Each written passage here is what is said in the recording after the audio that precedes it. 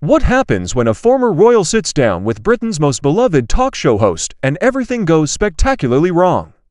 Tonight, we're diving into one of the most shocking moments in television history, where Meghan Markle found herself in a heated exchange with Graham Norton that ended with her being asked to leave the show.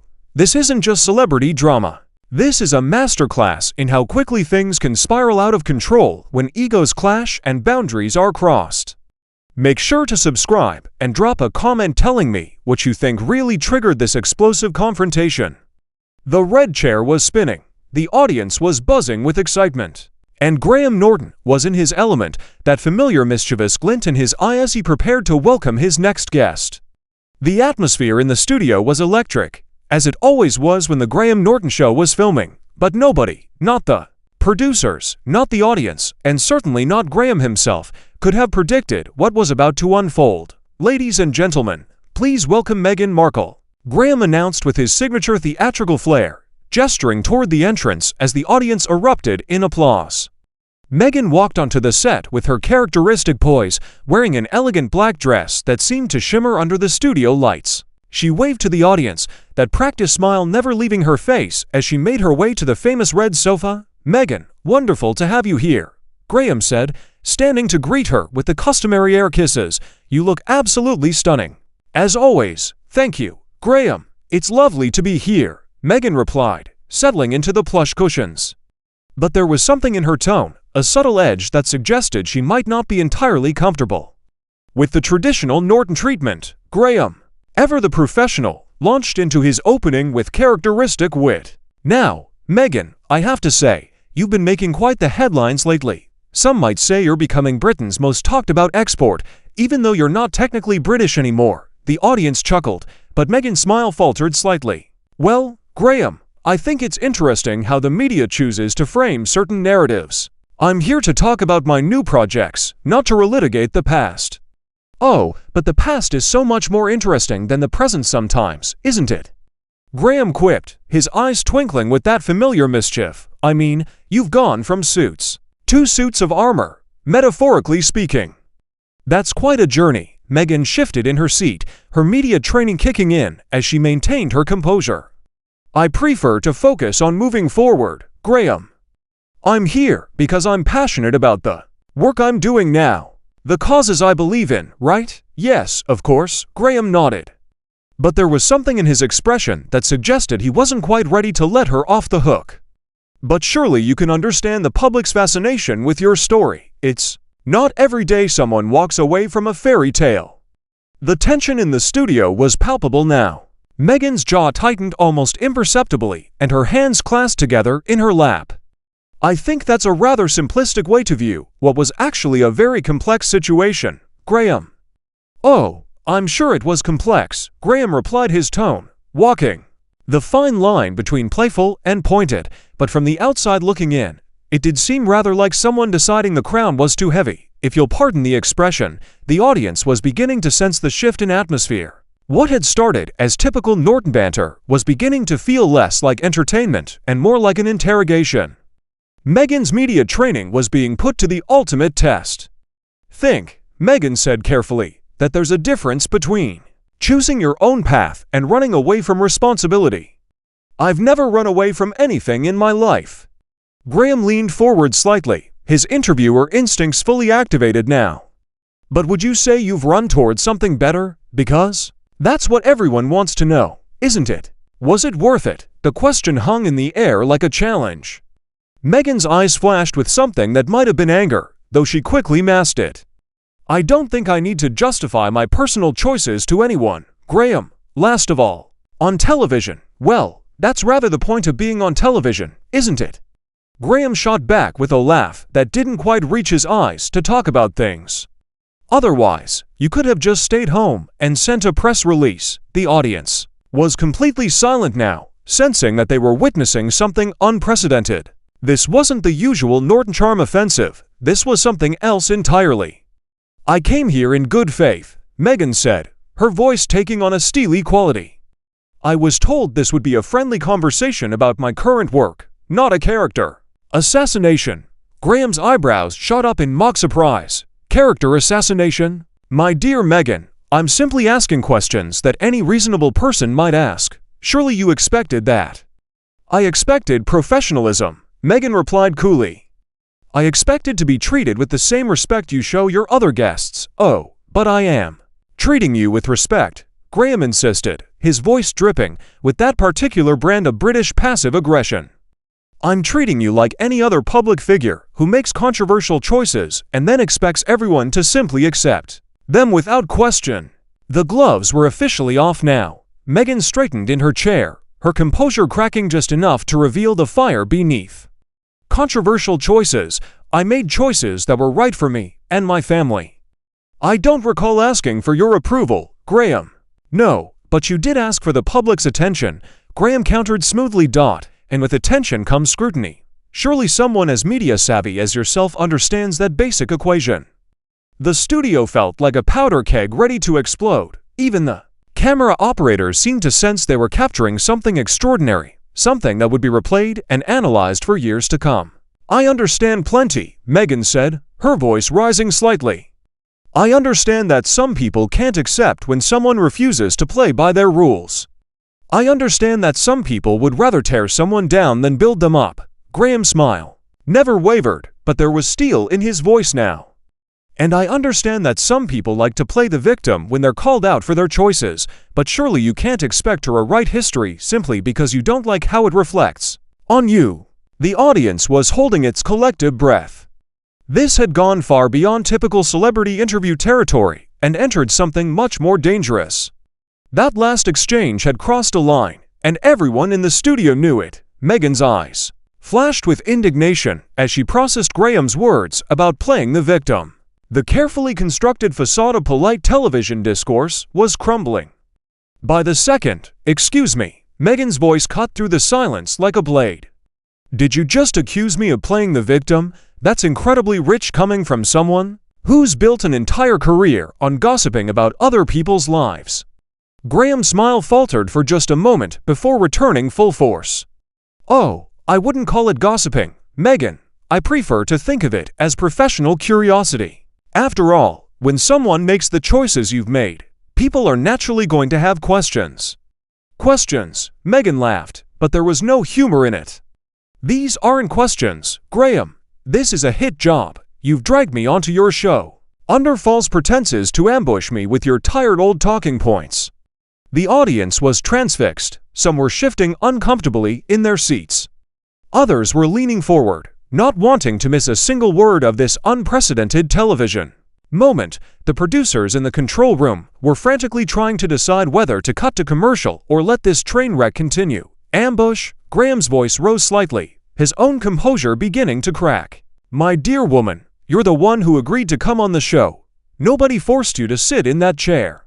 I agreed to come on your show to talk about my work, not to be subjected to your petty judgments about my personal life," Meghan shot back. "But clearly, you had a different agenda from the start." Graham leaned back in his chair, his expression shifting from playful to genuinely annoyed. My agenda is to entertain my audience by having honest conversations with my guests. If you can't handle honest conversation, perhaps you shouldn't be doing television interviews." "Honest conversation." Meghan's voice was rising now, her carefully maintained composure finally beginning to crack. "There's nothing honest about this, Graham. You've been baiting me from the moment I sat down, trying to get me to say something you can use against me." "I don't need to use anything against you," Graham replied coolly. "Your own words and actions speak quite loudly enough." The studio audience was completely silent now, watching this battle of wills unfold with a kind of horrified fascination usually reserved for car crashes. Even the musicians in the corner seemed frozen, their instruments forgotten. "My actions," Meghan's voice cracked slightly with emotion. "What actions, Graham?" "Leaving a situation that was toxic. Protecting my family. Choosing my own happiness over public approval. Which of those actions exactly do you find so objectionable?" Graham's eyes glittered with something that might have been triumph. "Oh, I don't find them objectionable at all. What I find objectionable is the way you've spent the last few years trying to convince everyone that you're the innocent party in all of this." "Innocent party?" Meghan was fully animated now, her hands gesturing emphatically. "I've never claimed To be innocent of anything, I've simply refused to accept responsibility for things that weren't my fault. And what about the things that were your fault? Graham pressed, sensing weakness. Surely you can admit that some of your choices had consequences you didn't anticipate. Meghan's jaw clenched visibly. Of course, my choices had consequences. Every choice has consequences, but I'm not going to apologize for choosing my own well-being over other people's expectations. Other people's expectations. Graham's voice dripped with sarcasm. Is that what you call duty now? Expectations? The word hung in the air like a gauntlet thrown down. Meghan's eyes blazed with fury, and for a moment it seemed like she might actually get up and leave, but instead, she leaned forward, her voice dropping to a dangerous whisper. Don't you dare lecture me about duty, Graham Norton. You sit here in your comfortable studio, making jokes about other people's pain, and you think that gives you the right to judge their choices. I'm not judging anyone's choices, Graham replied. Though his tone suggested otherwise, I'm simply pointing out that choices have consequences, and sometimes those consequences affect more than just the person making the choice. And what would you know about the consequences of my choices? Meghan's voice was shaking now. Whether with rage or emotion, it was impossible to tell. Were you there when I was being torn apart by the press? Were you there when I was struggling with my mental health? Were you there when I realized I had to choose between my family's safety and some abstract notion of duty? Graham's expression softened slightly, as if he realized he might have pushed too far. Of course, I wasn't there, Meghan, but neither were any of us. We can only judge by what we see and what we're told. Exactly, Meghan said, her voice gaining strength. You can only judge by what you see and what you're told. And what you've been told is a story that's been carefully crafted to make me look like the villain. Nobody's trying to make you look like a villain, Graham protested, though his tone lacked conviction, aren't they? Meghan challenged. Then why are we having this conversation? Why aren't you asking me about my charity work or my new projects or anything else I'm actually here to discuss? Graham paused, clearly struggling with how to respond. The audience could sense his discomfort, and some were beginning to shift their sympathies toward Meghan because Graham said finally, those aren't the questions that matter to people. People want to understand why you made the choices you made. No, Meghan said firmly. People want to judge me for the choices I made. There's a difference. The tension in the studio was reaching a breaking point. Both participants seemed to realize they were engaged in something far more serious than a typical celebrity interview. This was a battle for narrative control, and neither was willing to back down. Perhaps, Graham said carefully, we should move on to discussing your current projects, but Meghan wasn't ready to let it go. Oh no, Graham, you wanted to have this conversation, so let's have it. Let's talk about why you and so many others seem to think you have the right to dictate how I should live my life. Graham's composure was slipping now, his famous charm replaced by something harder and more defensive. I don't think I have the right to dictate anything, but I do think public figures have a responsibility to their public. A responsibility to be miserable, Meghan shot back. A responsibility to sacrifice their happiness for other people's comfort. That's not responsibility, Graham. That's servitude. The word servitude seemed to hit Graham like a physical blow. His face flushed slightly, and his voice took on a sharper edge. That's a very dramatic way to describe service to one's country. Service to one's country, Meghan laughed bitterly. Is that what you call it? Because from where I was sitting, it looked a lot more like being fed to the wolves for public entertainment. The metaphor of being fed to the wolves had struck a nerve, and Graham's face showed it. His usual composure was completely gone now, replaced by something raw and confrontational that his audience had never seen before. Fed to the wolves, Graham's voice was incredulous. You were given every privilege, every opportunity, every advantage that money and position could provide. If that's being fed to the wolves, then most people would gladly volunteer for the feeding. Meghan's eyes flashed with pure fury. Privilege. You think being systematically destroyed by the media is a privilege. You think having your mental health dismissed and your concerns ignored is an advantage. I think Graham said, his voice rising to match hers, that you had a choice to make it work, and you chose not to. That's not being destroyed. That's giving up. The audience gasped audibly. Several people in the front row looked genuinely shocked at the harshness of Graham's words. This had gone far beyond entertainment into something deeply personal and brutal. Giving up. Meghan's voice cracked with emotion. I fought for 3 years, Graham. 3 years of trying to make it work while being torn apart piece by piece. How long exactly was I supposed to endure that before I was allowed to prioritize my own survival? Graham seemed to realize he had crossed a line, but his pride wouldn't let him back down. I'm not saying you should have endured anything. I'm saying you could have found a way to make it work without burning every bridge behind you. Burning bridges. Meghan stood up abruptly, her chair scraping against the floor. The only bridges I burned were the ones that were already on fire. I simply refused to stand on them while they collapsed. The studio was in complete chaos now. Producers were frantically gesturing from the wings, audience members were whispering to each other, and camera operators were trying to decide where to focus their attention. Oh, please, Graham said, also rising from his chair. You're painting yourself as some kind of victim of circumstances. But the truth is, you made calculated decisions that benefited you personally. Benefited me. Meghan's voice was shaking with rage. You think leaving everything I'd worked for, facing constant public scrutiny, and having my reputation systematically destroyed benefited me. What exactly do you think I gained from any of this? Graham's expression was cold now, all pretense of friendliness abandoned. You gained your freedom, didn't you? You gained the ability to monetize your story on your own terms. You gained a platform to play the victim whenever it suits you. That was the final straw. Meghan's face went white with fury, and when she spoke, her voice was deadly quiet. How dare you? How dare you stand there and accuse me of monetizing my pain? How dare you suggest that I put myself and my family through hell for financial gain? I'm not suggesting anything, Graham replied coldly. I'm stating facts. You left. You wrote your book. You did your interviews. You started your projects. If that's not monetizing your story, what is? The audience was completely silent now, watching in horror as this confrontation reached its crescendo. Several people looked like they wanted to leave, but were too transfixed by the spectacle to move. The fact that you can reduce everything I've been through to a business transaction tells me everything I need to know about you, Meghan said, her voice trembling with controlled rage. You're not a journalist, Graham. You're not even a good interviewer. You're just another bully. Hiding behind a microphone, Graham's face flushed red. Now, wait just a minute.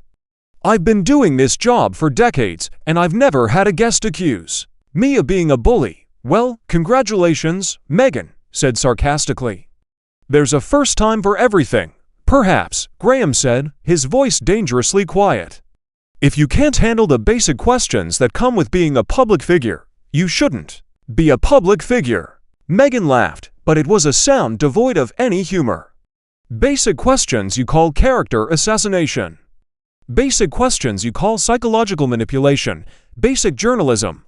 I call it holding people accountable for their choices. Graham shot back. Something you seem to have a problem with. The only thing I have a problem with, Meghan said, grabbing her purse from beside the chair, is wasting my time talking to someone who clearly made up his mind about me before I even walked through that door. Graham's eyes narrowed. So now you're leaving. How predictable.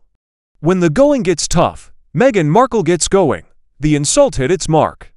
Meghan turned back to face him, her eyes blazing with fury. You know what, Graham? You're right, I am. Leaving because I don't have to sit here and be insulted by a man who thinks his opinions are more important than basic human decency. Human decency. Graham's voice dripped with sarcasm. That's rich coming from someone who's made a career out of throwing her own family under the bus. The audience gasped again. This was beyond anything they could have imagined when they entered the studio that evening. Several people were now openly uncomfortable, some covering their mouths in shock. That's enough, Meghan said, her voice deadly calm. I'm done here. She turned to leave, but Graham wasn't finished. Of course you're done. You're always done when someone challenges your narrative. Meghan stopped dead in her tracks when she turned back. Her face was a mask of cold fury. My narrative. You want to know what my narrative is, Graham? My narrative is that I'm a human being who made difficult choices in impossible circumstances. My narrative is that I refuse to be destroyed by people who see other people's pain as entertainment. And my narrative, Graham replied, his voice matching her coldness, Is that you're someone who can't take responsibility for the consequences of your own actions? The two stood facing each other like gladiators in an arena. The studio audience, the unwilling witnesses to this devastating confrontation, the tension was so thick it was almost suffocating. "You know what?" Meghan said finally. "I don't need to prove anything to you or anyone else. I know who I am, and I know what I've been through. Your opinion of me says more about you than it does about me." She turned to leave again, but this time, Graham's voice stopped her. "Security will show you out." The words hung in the air like a death sentence. The audience couldn't believe what they were hearing. Graham Norton, beloved television host, was actually having a guest removed from his show. Meghan turned back one final time, her dignity intact, despite everything that had just transpired. "I don't need security to escort me out, Graham. I'm perfectly capable of walking out on my own, which, as you've so eloquently pointed out, seems to be something I'm very good at." With that, she walked toward the exit, her head held high, leaving behind a studio full of stunned audience members and a host who had just witnessed his reputation crumble in real time.